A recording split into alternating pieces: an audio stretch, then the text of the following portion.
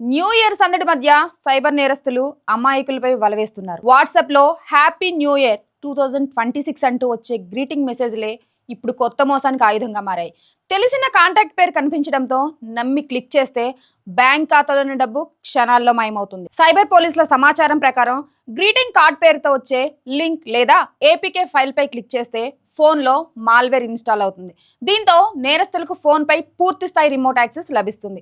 ఓటీపీలు, UPI వివరాలు చోరీ చేసి బాధితుల ఖాతాల నుండి డబ్బులు దోచేస్తున్నారు. ఇంకా ఆందోళన కలిగించే విషయం ఏమిటంటే, ఒకసారి ఫోన్ హ్యాక్ అయితే బాధితుడి వాట్సాప్ నుండి అదే లింక్ అతని కాంటాక్ట్స్కు ఫార్వర్డ్ అవుతుంది. దీంతో ఈ స్కామ్ వేగంగా విస్తరిస్తుంది.